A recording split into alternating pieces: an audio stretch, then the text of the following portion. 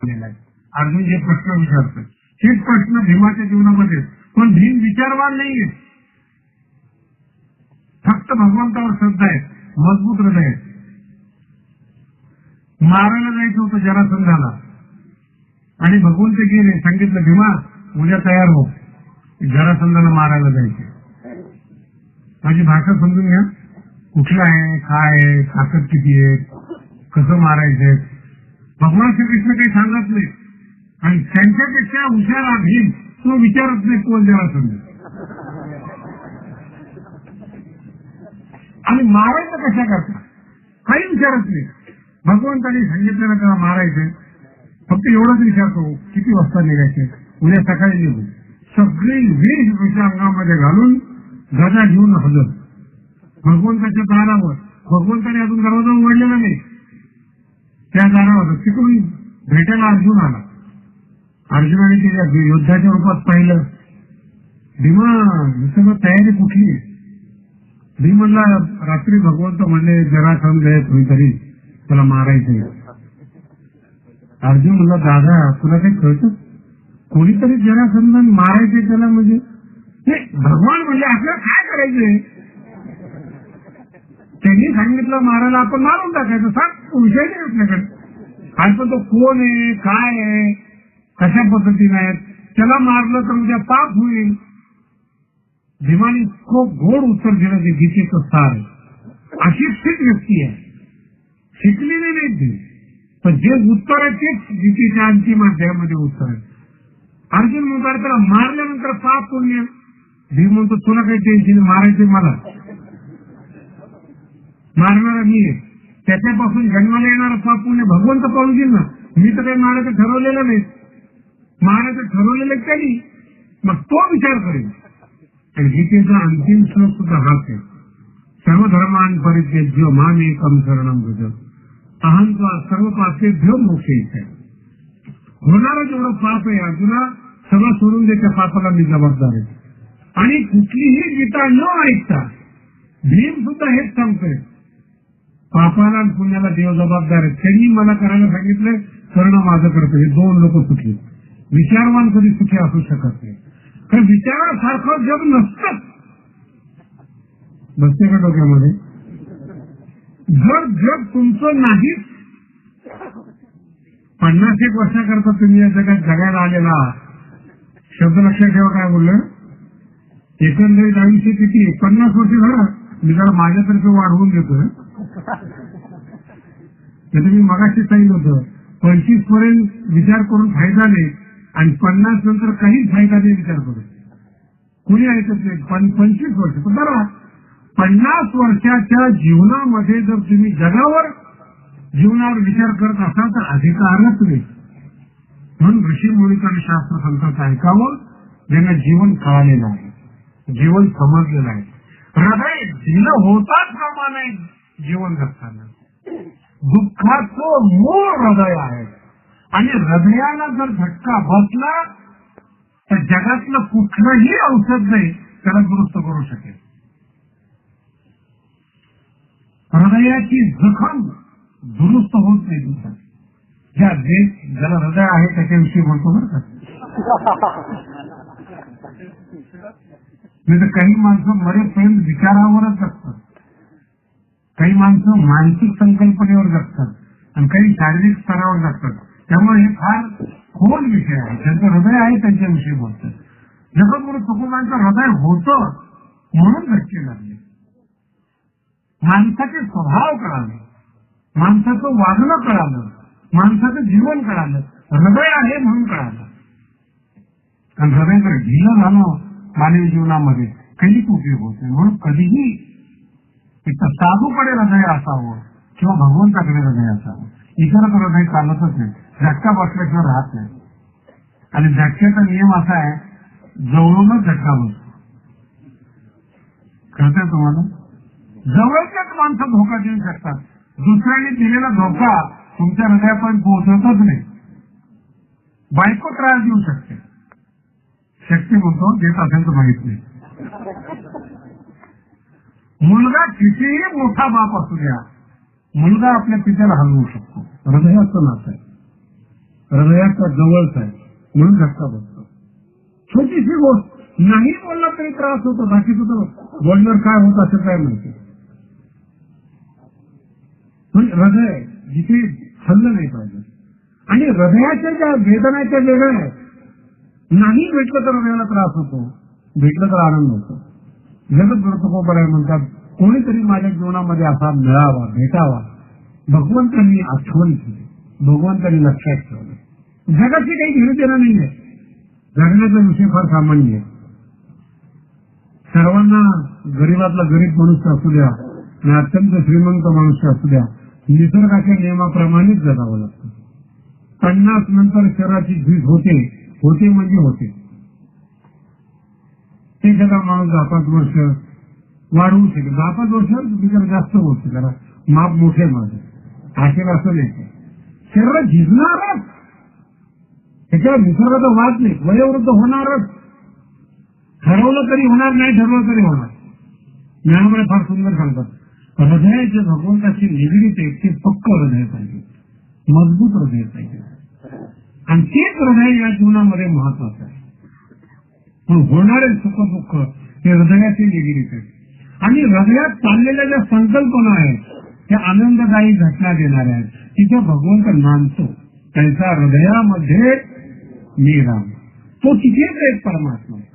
म्हणून जगत गुरुत्वकोपर आहे, अंतःकरणामध्ये प्रार्थना करतात. कितीही प्रकारची यातना असू द्या, जर भगवंताचा निरोप आला ना, शरीर उठून वर, मग अंगात ताप राहत नाही, हातात ताकद आपोआप येते, पायात ताकद आपोआप येते, दृष्टीमध्ये ताकद येते. उठतोच माणूस, ती आंतरिक ताकद, आंतरिक शक्ती म्हणतात. करायचं नसलं तर हृदय ढिलं होण्याची गरज नाही.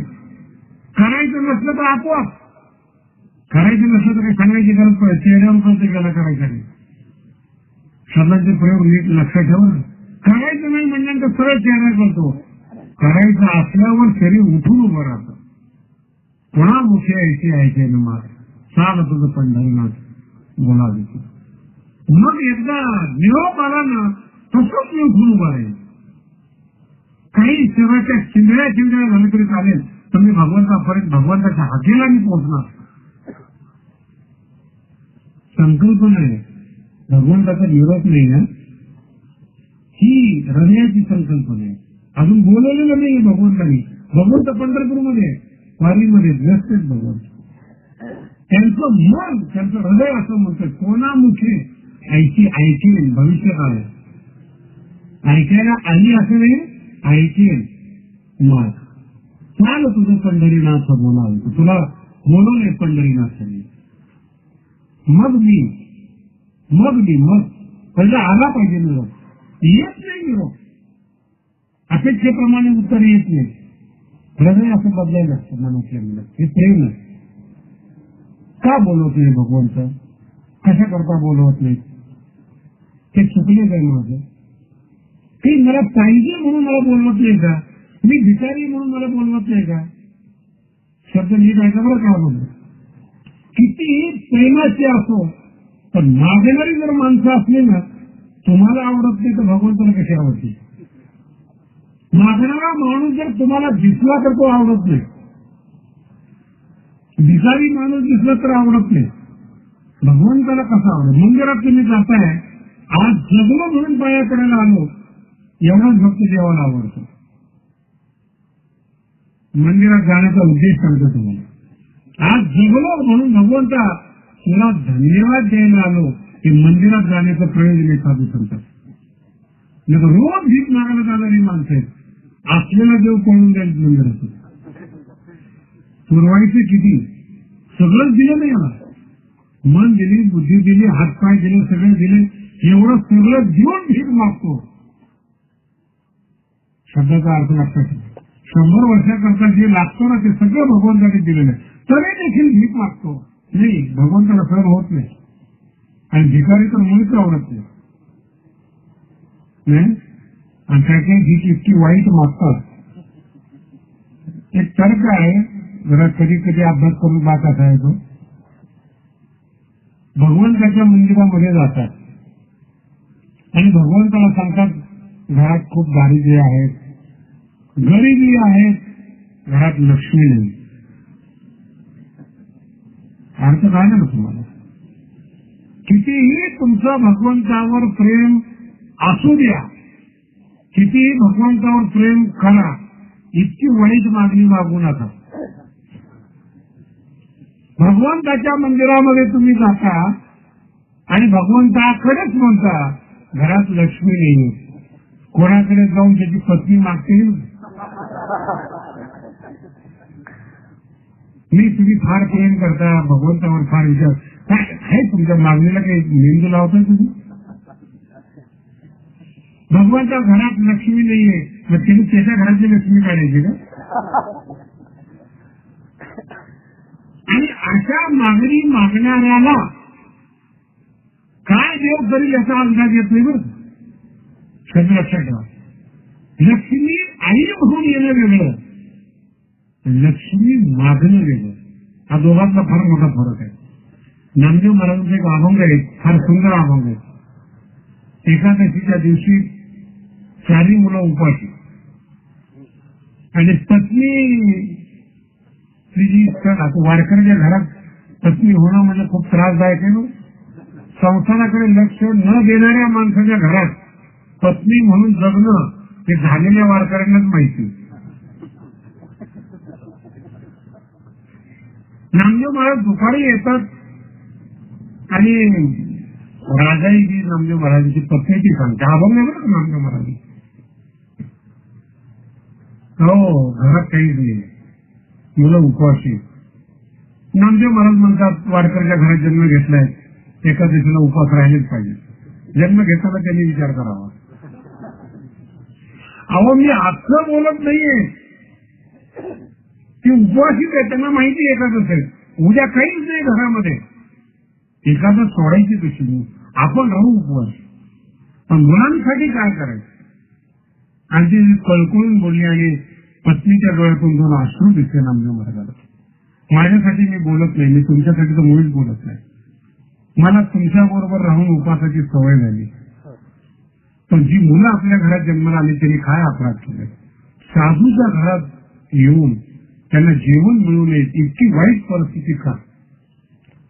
नामदेव महाराज म्हणजे काही चिंता करू नको, उद्या पुरणपोळीचं जेवण घेतो. नामदेव महाराज काही चिंता करू नको, पुरणपोळीचं जेवण. अहो महाराज भाजी करायला काही नाहीये, मीठ नाही घरामध्ये. नामदेव महाराज म्हणजे स्वयंपाक तुला थोडं करायचं आहे, शांत राहिले, मी माझं करतो. गेले. नामदेव महाराज अभंग फार सुंदर आहे. भगवंताला निमंत्रण दिलं, देवा किती दिवस झाले तुम्ही द्वादश सोडायला आमच्या घरी आले नाही. मला काहीच नाही. पत्नीच्या डोळ्यातले अश्रू पाहिले नामदेव महाराजांनी. आणि नामदेव महाराज भगवंताला म्हणताय देवा किती दिवस झाले तुम्ही जेवायला आले नाही. आता भगवंताला काय सांगता तुम्हाला कळू येते. अरे नामदेव नाही, उद्या द्वादशी जेवण माझ्याकडे पाहिजे तुमचं. भगवंत म्हणतात नामदेव अरे घरात काही आहे का नाही का काय? जेव्हा जगातले पहिले व्यक्ती तुम्ही आहात, निमंत्रण द्यायला आल्यानंतर तुम्ही विचारताय तुमच्या घरात आहे का नाही. तुम्हाला जेवायचंय, फक्त येणार का नाही एवढं सांगा. हत्ती स्वभावाचे नामदेव महाराज. अरे येतो पण घरात. नामदेव महाराजांची शैली सांगतो कशी. रुक्मिणी मातेकडे जातात, चेहरा पडलेला, डोळ्यातून पाणी येते नामदेव महाराजांच्या. रुक्मिणीने विचारलं तुम्ही कधीच रडत नाही भक्त मंडळी, संत मंडळी, आज एवढा चेहरा उदास काय? नामदेव महाराज म्हणतात आत्ताच भगवंताकडे गेलो होतो आणि भगवंताने सांगितलं उद्या द्वादशी तुमच्याकडे सोडायची.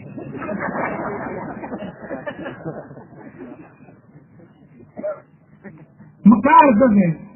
पत्नीला स्वयंपाक येत नाही.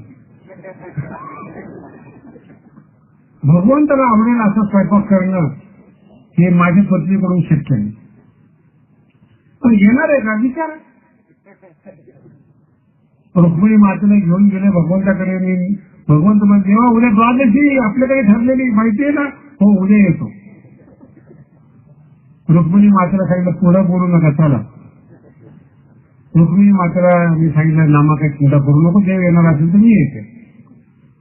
लक्ष्मी माता येते होऊन म्हणते मी येते. देव येत आहेत ना, अर्थ कळाला का?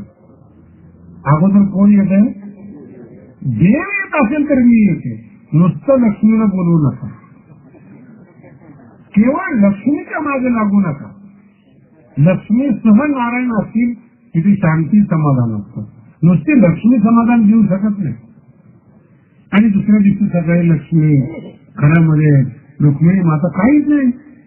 नामदेव महाराज बाहेर बसलेले, रुक्मिणी माता म्हणजे नामा अरे घरात काहीच नाही. नामदेव महाराज म्हणतात आई साहेब थोडं हळू बोला.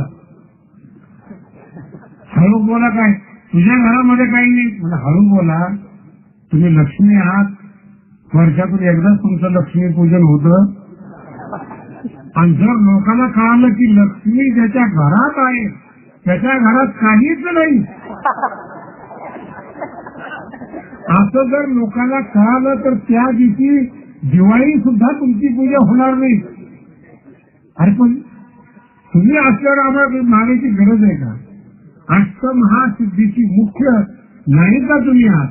आपण नामा अगोदर सांगायचं ना, मुलाच्या घरात काय असतं किंवा नसतं हे मुलांनी सांगू नये, आईला कळायला पाहिजे. महाराज अष्टमहासिद्धी नजर फिरवले, सगळं घर परिपूर्ण झालं. महाराज भगवंत जेव्हा आले 2 थाट लावले, एक नामदेव महाराजांचं आणि एक पांडव करण्याचं. मी ऐकलं बरं का काय नामदेव महाराजांची कृती बोलण्याची. भगवंत जेवायला बसले, भगवंताच्या लक्षात आले सगळं प्रकरण काय. नामा बसा जेवायला. नाही देवा मी कधी मर्यादा सोडत नाही. नामदेव महाराज म्हणतात ही कसली मर्यादा नाही. मालक किती जरी मोठा असला तर नोकरांनी त्याच्याबरोबर जेवायला बसू नये. बघा नामा म्हणे देवा तुमची तुम्ही देवा, हे तुमचंच आहे. तुमच्यानीच केलेलं आहे. तुम्हीच देवा आमच्या घरात येऊन. जर वाटत असेल की नोकरांना काहीतरी शिल्लक असावं, राहिला प्रसाद सेवकाशी ठेवा. आमच्या घरात काही नाही असं नाही, हे तुमचंच आहे. पण लक्ष्मी येण्याचा मार्ग हा प्रेम असावा, भोग नसावा, वासना नसावी. घरात उणीवा आहे म्हणून तो आला पाहिजे असं नाही. तो वारकरी संप्रदायामध्ये विठ्ठलालाच जो जास्त मान आहे तो याचा करता आहे की लक्ष्मी नकोय. आणि विठ्ठल असेल तर लक्ष्मी जाणार नाही कुठे. अष्टमहासिद्धी ओळखतीद्वारे कुठलाही संत गरीब नाहीये. वारकरी संप्रदायाची सगळ्यात मोठी विशेषता गरिबी स्वीकारली आहे, गरीब नाही. योगीराज एक बरोबर आहे. नाथ महाराजांच्या घरात श्रीमंती, 8 पिढ्याचं वैभव तुकोबारांचं आहे. वैभवात जन्माला आलेले म्हणून गरिबी स्वीकारणं वेगळं, गरीब असणं वेगळं. कुठलाही संत गरीब नाही. आणि पुन्हा एकदा सांगून जातो, भारतीय संस्कृतीमधले अवतार आणि संत गरिबीत जन्माला आलेले नाही. राम प्रभू असो तथा भगवान श्रीकृष्णचंद्र असो, हे गरिबीतले अवतार नाही, गरिबीत जन्माला आलेले नाही. याचं मूळ कारण असं आहे, पैशाचं आकर्षण जोपर्यंत माणसाच्या अंतःकरणात आहे, अर्थाचं आकर्षण जोपर्यंत आहे तोपर्यंत परम अर्थाकडे माणूस जाऊच शकत नाही. अर्थामध्येच गुंतलेला असतो. परम अर्थ पाहिजे असेल तर अर्थ पूर्ण पाहिजे जीवनामध्ये, आणि मग अर्थाचा त्याग होतो. अर्थ जीवनामध्ये नसेल तर अर्थाकरता परमार्थ करतो. अर्थ कळला ना? जीवनाचे कोण वेगळे, पद्धती वेगळे जीवन जगण्याची. जगद्गुरु तुकोबाराय म्हणते मी मागणारा आहे म्हणून भगवंत निरोप पाठवत नसतील. मी भीक मागणार आहे असं लिहून ठेवतात. जगद्गुरु तुकोबाराय म्हणतात देवा मागणारा नाहीये मी. पंढरपूरला जो येतो ना मागण्यासाठी येतो, फक्त पाहण्यासाठी येतो. तुका म्हणे एका वचनाची आस. फार गोड शब्द आहे. एक शब्द. मोठा माणूस आहे, अनेक लोक भेटायला जातात. सगळ्या कल्पना आहे मोठा माणूस आपल्याशी गप्पा मारू शकत नाही. कळतं तुम्हाला? मोठा माणूस आपल्याशी गप्पा मारू शकत नाही, सगळ्यांना माहिती. एक वाक्य कसं आहे, पुष्कळ होतं बरं एवढं कसं आहे काय चाललंय हे काय चाललंय या शब्दाने वर्षभर माणूस सुखी असतो. ही प्रेमाची ताकद आहे, हे जीवन आहे.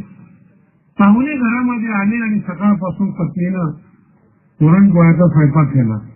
10-12 पाहुणे 2 बाया बोलवून सकाळपासून रात्री 4 वाजल्यापासून दुपारचं जेवण झालं. सगळे पाहुणे म्हणले स्वयंपाक फार छान झाला. 2 वाजता पती पत्नी जेवायला बसतात. सगळे निघून गेल्यानंतर नवऱ्याच्या फक्त एका शब्दाची इच्छा असते, एका शब्दात फार चांगला स्वयंपाक केला बरं. सकाळी 4 वाजतापासून उठून ती पत्नी काम करते ना त्याचा शील एका शब्दामध्ये जातो. जेवताना एवढं जर म्हटलं ना नवरा फार कष्ट केलं बरं काय छान स्वयंपाक सगळा शील निघून जातो. जर का म्हटलं काय स्वयंपाक केला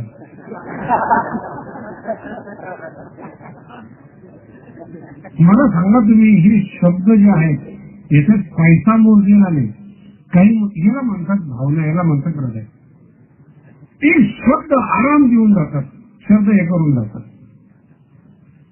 आमच्या गुरुजींनी एक फार सुंदर दृष्टांत सांगितलेलं आहे हृदयाच्या बाबतीमध्ये. तुमच्या परिसरामध्ये कापूस फार मोठ्या प्रमाणामध्ये असतो आणि जे पिंजारे जे असतात ना कापूस विणणारे ते आपलं 10-5 किलो कापूस घ्यायचं पिंजायचा, 50-60 किलो कापूस घ्यायचा पिंजायचा. 200-300 वर्षाचा पूर्वीचा पासून त्याच्या राजाने कापूस विकत घेतला मार्केटमधून आणि मोठमोठ्या बग्या उंटाच्या त्याच्यावर खूप टन असा कापूस मावला जातो. पिंजरच्या घरातून निघाला ते पोरग जे होतं ना त्यांची एक गाडी जाताना लगेच राजाने कापूस घेतलेला त्याच्या भिकारीने थोडं घेतलं त्याचं घेणं येतं. ते कापूस पिसता त्यांनी ते समोरून गाडी जाताना पाहिजे क्विंटल टनाचा कापूस 1, 2, 3 ती हृदय जे एकदम हादरलं ते एवढा कापूस त्यांनी कधी पाहिलं नाही पोराने आणि एका पासून पाठीमागून एक एका पाठीमागून एक गाड्या चालल्या. ते पाहता पाहता हृदयालाच शिळ बसला. इतका कापूस कोण पिळणार, कोण फुटणार कापणार, कोण पिळणार, कोण कापणार आणखी झटका बसला बरं. गाड्या निघून गेल्या. बाप आला चल जेवायला, कोण मिळणार, कोण कापणार. बापले झाले लोक फिरलं काय दिवसभर तेच जेवणाकडे लक्ष नाही, काय नाही काय नाही. मग ह्याच्याकडे जा त्याच्याकडे सगळे मेडिकल सगळं झालं. मग शेवटी अर्थ कळा ना तुम्हाला सगळं झाल्यानंतर मग शेवटी आम्ही आहोत महाराज कुठंच काही होईल आता तुम्ही बघा. मग पहिलंच का नाही आणलं, अगोदर सगळं करून पाहतात. इथपर्यंत ठीक आहे, काय काही पोरत अशी विचित्र आहेत. महाराज हा काही कामाचा नाही, आनंदीला घेऊन जा.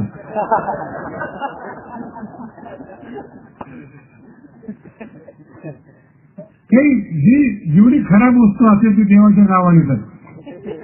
साधू आला, साधूला सांगितलं महाराज आमच्या घरामध्ये मोठं दुःख आहे, सुस्वभावी पोरगा आहे, निर्व्यसनी पोरगा आहे, पण काय झालं काही कळत ना. आणा म्हणे. साधूने विचारलं काय चाललंय, कोण विणणार, कोण कापणार, कोण विणणार. साधूने विचारलं काय करता तुम्ही, म्हणजे पिंजारी आहे, कापूस विणतो. साधूने एक अंदाज केला कोण विणणार, कुठे कापूस जास्त पाहिला असून ती खत डोक्यात कशी असते. तिथे पोराला जवळ घेतणार काय प्रश्न काय आहे तुझा, तू कोण विणणार, कोण कापणार, चिंता करू नको, सगळा कापूस जळून गेला. सगळा कापूस जळून गेला म्हणजे धक्का बसला, असं जळून गेला. मग ठीक आहे.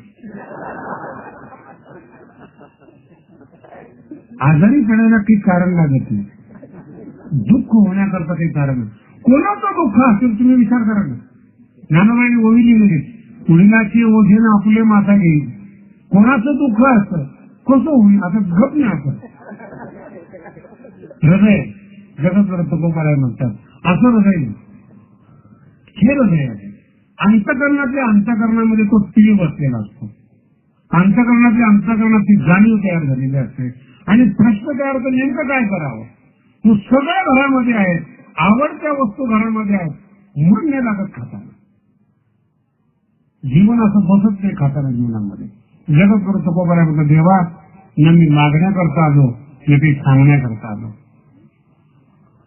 एक शब्द, एक वचन का आला नाही, एवढं आमच्या आठ पिढीची वारी सफल झाल्यासारखी वाटते. भगवंतांनी दखल घ्यावी. बस तुझ्या लक्षात असावं याच्याकरता. मनातल्या मनात, हृदयातल्या हृदयात पुन्हा म्हणतात, अरे तिथं वारी म्हणजे गर्दी आहे, तू गेला काय आणि न गेला काय. जगद्गुरु तुकोबाराय म्हणतात, तू गेला काय न गेला काय, काय भगवंताला फरक पडणार आहे. जगद्गुरु तुकोबाराय फार सुंदर उत्तर लिहितात बरं का. भगवंताला फरक पडत नसेल, मला फरक पडतो. काय इतकं सुंदर उदाहरण आहे जगद्गुरु तुकोबारायांच्या पत्रिकेमध्ये. मला फरक पडतो का, त्याला मुलं जास्त आहेत, त्याला जग आहे, मला दुसरं माहेर दिले, मज ते माहेर अनेक नाही. जगद्गुरु तुकोबारायांचे वाक्य ही भावना आहे, हृदय आहे. मी नाही गेलो, देवाला फरक पडणार नाही. अनेक लोक त्या ठिकाणी आलेले, थोडं देवाचं मनोरंजन होईल, पण मला माहेर दुसरं नाहीये. त्यांनी जरी झिडकारलं, मला दुसरीकडे जाता येते. याला म्हणतात अनन्यता, अनन्य प्रेम. नाही दखल घेतली, दुसरं नाहीये कुणी जगामध्ये. की प्रेमातला सर्वोच्च बिंदू आहे. प्रेम सामान्य वेगळं नाही, तू तुझा बाप दुसरा, हे प्रेम नाही. पण अनन्य प्रेमाची व्याख्या आहे, तो नसेल माझ्यावर प्रेम करेल, मी दुसरं करू शकत नाही. मला दुसरं माहेर नाही आहे, दुसरं प्रेमास्पद ठिकाण नाही आहे, म्हणून माझा नाही लागेल. त्यांनी शिव्या दिल्या काय आणि प्रेम केलं काय, मला दुसरीकडे जाता येत नाही. त्याला म्हणतात न अन्य, अनन्यता. दुसरं जीवनामध्ये नसेल. इतकं हट्टी जर पोरगा असेल ना, आईशिवाय जेवतच नसेल, 10 शिवाय ती राहिली पण जाणार नाही कुठे. दुसरीकडे राहणारा जर पोरगा असेल ना, व्यवस्था करून जाते पण ती निघून जाते. नाही लक्षात येते. अजून असे करायला नाही. हट्टी पोरगा असेल ना, 10 शिवाय घेऊन थांबेल. जर दुसरीकडे राहणारा पोरगा असेल तर व्यवस्था करून जाईल. तुमची आमची व्यवस्थाच आहे संसारात. आपण दुसरीकडे रमतो, पत्नीमध्ये, मुलांमध्ये, मान मान्यतेमध्ये दुसरीकडे रमतो, म्हणून तो प्रसन्न आहे, तो सुटलेला आहे. रमवलंय त्यांनी. आपल्या जगण्याची त्याने व्यवस्था केलेली आहे, तर तो काही हजर आहे आपल्या जीवनात. संतांची विशेषता अशी, काहीच नको, फक्त तू पाहिजे. म्हणून संतांसाठी देवाला यावं लागतं. देवाला प्रेम करावंच लागतं. देवाला मार्गदर्शनच करावं लागतं. काही चालत नाही देवा पुढे. भक्त असे विचित्र आहे, काहीच निमित्त सांगू नको. अरे हे पाहिजे नाही, तूच पाहिजे. आणि मग त्यांना म्हटलं की तो आल्यावर सगळं आपलंच आहे. जग ज्याचा आहे तो जर हातात आला, मग अतिरिक्त करायची गरज नाही. खेळण्यासाठी रडणारं पोरगं,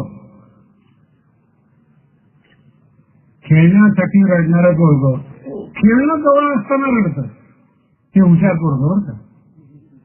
मारी म्हणजे काय पाहिजे तुला, नाही तू पाहिजे. तू खेळणं आहे ना, नाही तू पाहिजे. मग अजून काही खायलाच नाही, तू पाहिजे. मग आई उचलून घेते, मग आईला सांगते खेळणं उचल आता, आणि आता खायला घे. आईला धरून ठेवतं, वस्तू त्याच आहेत, पण आई सह खेळतं, आईला जवळ ठेवून घेतं. आमचे जे साधू संत आहेत ना, ईश्वराला साक्षी ठेवून संसार करतात. खेळायला काढतो तुम्हाला जे काही संसारात बरं वाईट चांगलं काही जे घडेल, तू साक्षी देव. तुझ्या साक्षीला सगळं करतो, तुझ्या अनुपस्थितीमध्ये करत नाही, तुझ्या इच्छेविरुद्ध करत नाही. तू असणं माझ्या दृष्टीने गरजेचं आहे. तो वारकरी संप्रदायाची सगळ्यात मोठी विशेषता ही आहे, अनन्यता. प्रेम पत्रिका एक अनन्य प्रकरण आहे, दुसरीकडे प्रेम जात नाही आणि मनातल्या मनात भगवंताच्या विषयी समर्पण भाव आहे. मग प्रेम हे राणीच नाही. त्यांना विचार काय करावं, काही नाही तर देव आहे, 2 शब्द लिहितो देवाला, काही तब्येत बरोबर नाही देवा, मी देवाकडे न जाता जर पत्र लिहिलं तर देव रागले. मनातल्या मनात संवाद आहे. पत्रिका ह्या खूप गोड आहे.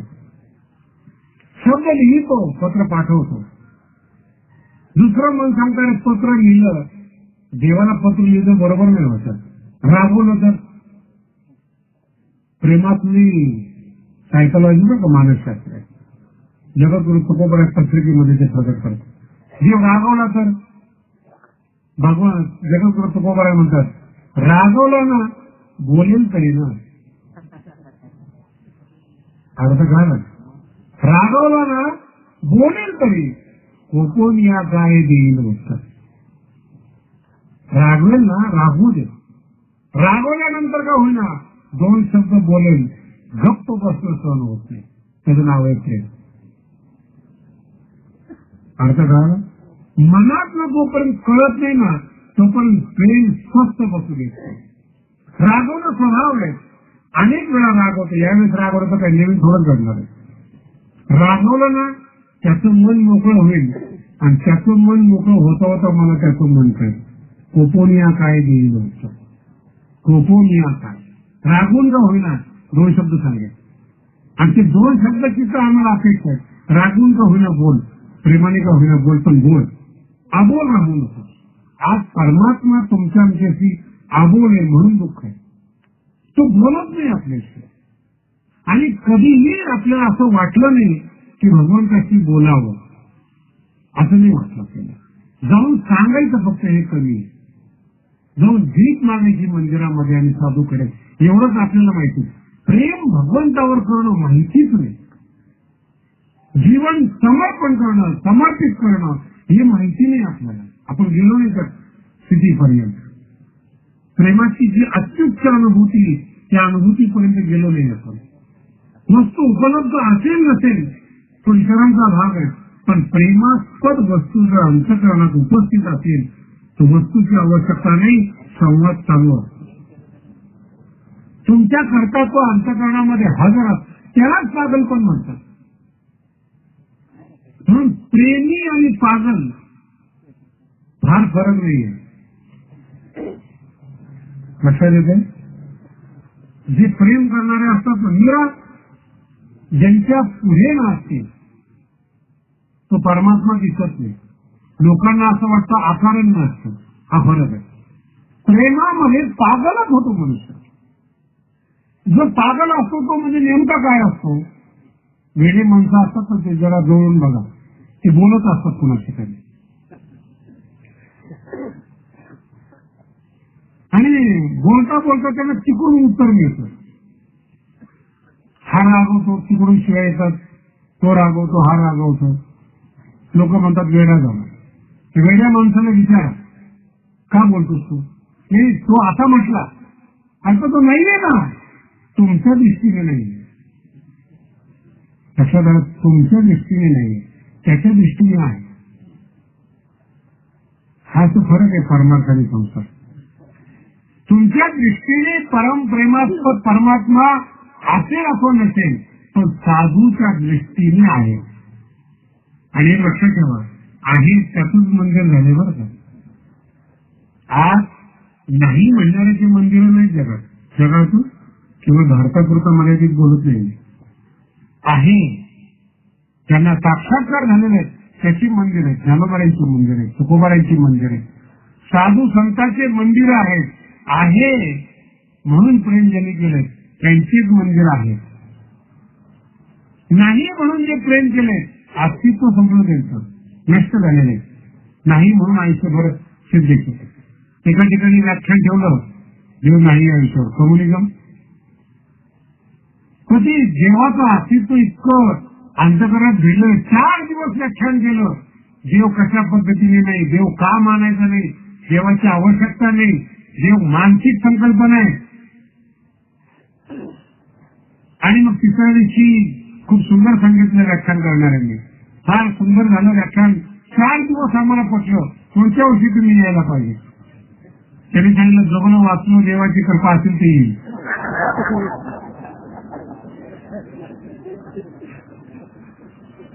जगणं वाचणं देवाची कृपा. फक्त 4 दिवस काय सिद्ध केलं? कसला खाटाटोप केला? कशा करता? नकारात्मक वृत्ती आवश्यकता काय जीवनामध्ये? म्हणून हे अनन्य गतीचं जे प्रेम आहे, प्रेमास्पदाचं जे प्रेम आहे, याच्या संकल्पना वेगळ्या असतात, त्याच्या भाषा वेगळ्या. रागवणं स्वभाव आहे.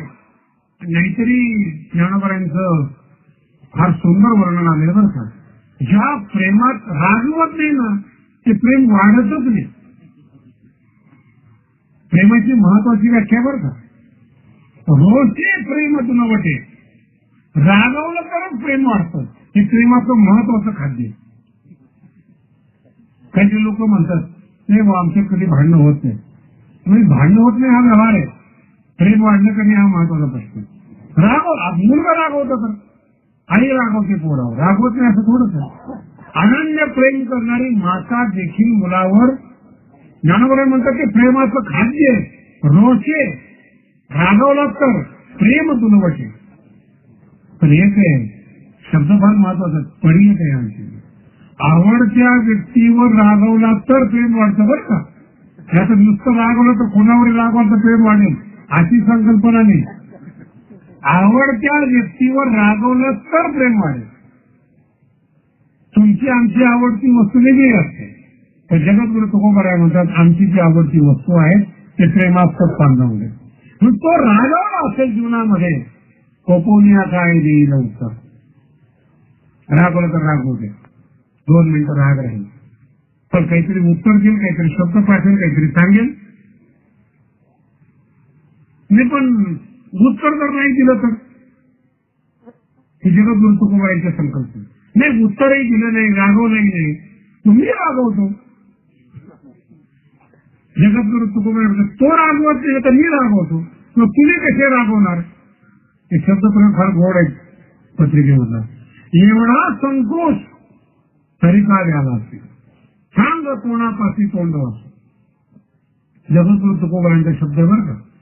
तो रागवत नाही, तो बोलत नाही ना, मग मी देवावर रागवतो. जर बोलायचंच नसेल आम्हाला जन्माला का घातलं? एवढा संकोच, एवढी जर तुझी संकोचित वृत्ती असेल देवा तरी का द्यायला असेल? आम्हाला जन्माला का घातलं? आणि तो जन्माला घातल्यामुळे सांग तो कोणापाशी तोंड असो. आम्हाला जर काही बोलायचं असेल, 2 शब्द सांगायचा असेल तर ते तोंड कोणाजवळ बोलायचं नाही, कोणाजवळ शब्द सांगायचे. तू बोलत नाही, इतरांना काय घेणे देणे आमच्याशी. जन्माला जर तो घातला असेल तर दखल सुद्धा तूच घेतली पाहिजे. आणि ही आपली चूक होते. आपल्याला असं वाटतं कुणीही दखल घ्यावी म्हणून आपलं दुःख येणाऱ्या माणसापुढे आपण मांडत जातो. हा संसारिक पाणी. थोडीशी ओळख झाली की आपल्या आयुष्यातला पाडा वाचला. निश्चित जाता जाता ओळख झाली तरी आपलं आयुष्य थांबून जात होतं. भारताची विशेषता अशी आहे, इथे सीआयडीनं फार त्रास होत नाही बरं का. फार त्रास होत नाही सीआयडीला. विदेशातली लोक सांगत नाही, राबवून ठेवतात. आपले विशेष नुसतं विचारावं कारण की विचारणारेच माणसं भेटत नाही. आपल्या घरातलं सगळं वातावरण अपरिचित व्यक्तीला सांगून ठेवतात. अरे आम्हाला जास्त अनुभव असतात. कुणी जर आमच्याकडे आलं माळ झालेला म्हणून येतात नुसते. जर आम्हाला वेळ असला त्यांना वाटलं बसतात कसं काय झालं काय सांगायचं. मला 3 भाऊ आहेत, एक भाऊ मूर्ख आहे, एक वेडा झालाय आणि मला अक्कल नाही.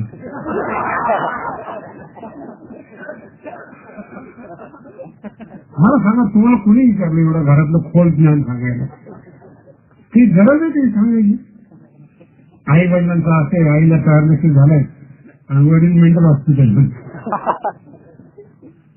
तुम्ही माझा शब्द लक्षात ठेवा, आपली दखल घेतली पाहिजे.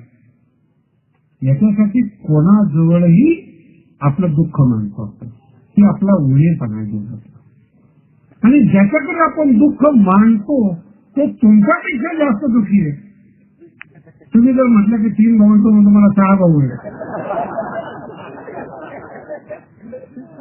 तुला 3 कामाला येत नाही, माझे 6 कामाला येत नाही. शब्दाचा प्रयोग लक्षात ठेवा. काय बोलत इथं ज्ञानोबांनी फार सुंदर वर्णन केले. राणिया दुखिया दुखी भेटले. कोणापुढे जीवनाचा पाढा वाचू नका, कोणी दुःख हरण करणार नाही. उलट आपल्या घरातली छिद्र सर्वसामान्य लोकांना माहित होती. आपल्या जीवनातलं दारिद्र्य, आपल्या जीवनातलं दुःख तुमच्या हातानं तुम्ही लोकांना सांगताय. तुमची परिस्थिती काय, कोणी सांगितलं तुम्हाला तुमचं दुःख सांगा? ते समोरच्याने विचारलेलं, समोरच्याने आग्रह केला की सांगायला पाहिजे. घरात किती लोक आहेत, काय लोक आहेत. अत्यंत बुद्धिमान लोक जे आहेत ना, घरात घेतलेत महाराज, ऑफिसमध्येच भेटतात. माणसाचं लक्षात ठेवा. काय अत्यंत बुद्धिमान लोक नाही घरात घेत. खूप वर्षाचा परिचय असेल ना, एखाद्या वेळेस लग्नाला बोलवतात. एखाद्या वेळेस लग्नाला बोलतात, ते पण जेवणापुरतं. जेवणाला जेवायला नाही सांगत जीवनातलं दुःख. कारण की ते दुःख सांगून कमी होत नाही.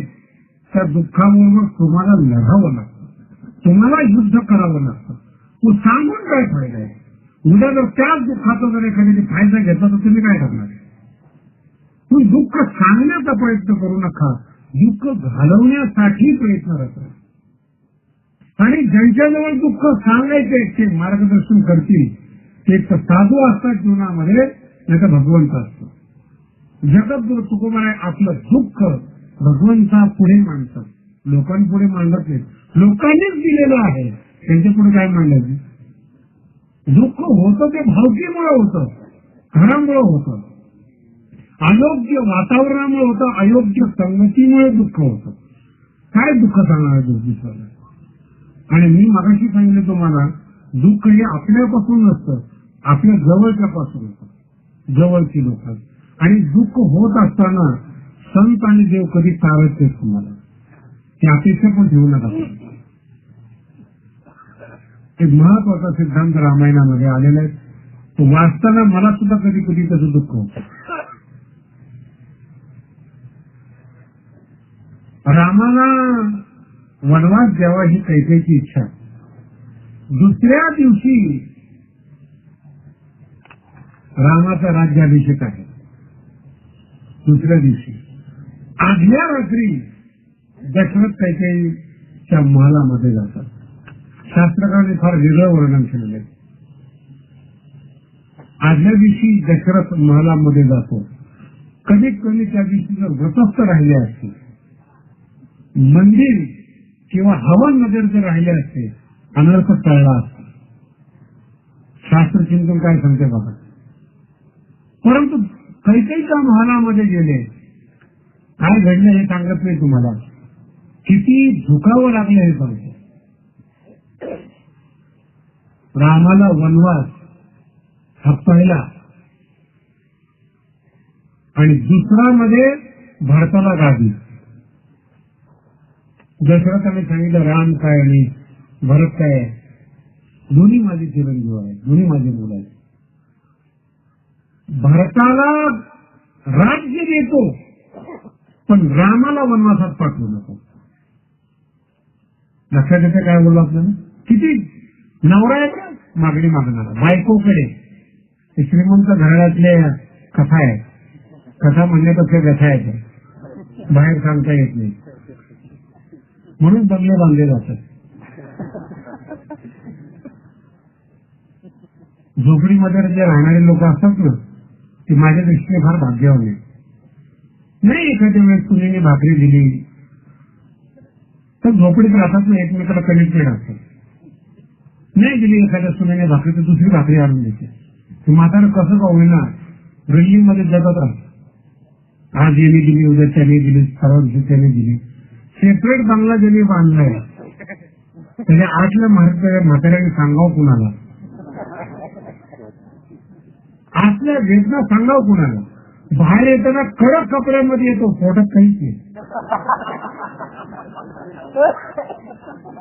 कपडे चांगले, आत्मा तृप्त नाही. तुम्ही बघा श्रीमंताची जे म्हातारे असतात ना, माझं फार बारीक निरीक्षण असतं त्यामध्ये. अत्यंत कडक कपडे आणि उदास चेहरा, सगळ्या जगाचं दुःख नुसतं चेहऱ्यावर आल्यासारखं वाटतं. एवढा श्रीमंत माणूस तू हसत तरी पाहिजे बाहेर नाही. ही बंगल्यातलं दुःख आहे. दशरथ काही मागत नाही, मी भरताला राज्य द्यायला तयार आहे, तर रामाला वनवासात पाठवून. आणि काही सांगते माझा पहिला वर हा आहे की राम वनवासात गेला पाहिजे, दुसरा नंतर द्या, पहिला पूर्ण करा. वर्णन फार वेगळं आलेलं नव्हतं त्या ठिकाणी. तो विनंती करत करत करत हात जोडतो आपल्या बायकोला. काही सगळ्यात देखणी सगळ्या स्त्रियांमध्ये पत्नीमध्ये हात जोडतो बरं का. रामाच्या बापाला म्हातारपणामध्ये हे दिवस येतात. हरामखोराच्या बापाला काय होत असतील.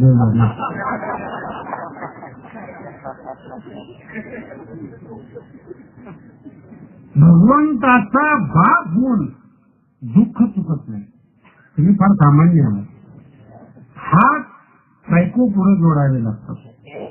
प्रार्थना करतो. अंतिम शब्द सांगतो तुम्हाला, जो वाल्मिकांनी फार सुंदर पद्धतीने दिलेला आहे की जर राम वनवासामध्ये गेला तर माझा प्राण जाईल. नवऱ्याचा प्राण जाणं म्हणजे काय, मागणी कुठपर्यंत ताणावी याला काही मर्यादा आहे की नाही. माझा प्राण जाईल. काही म्हणतात नाही गेलं तर काय अजरामर होणार आहे का. हे उत्तर रामाच्या बापाला म्हातारपणात ऐकायला मिळावं. कोणावर विश्वास ठेवून परमार्थ करता जीवन जगतं हेच माहित नाही तुम्हाला.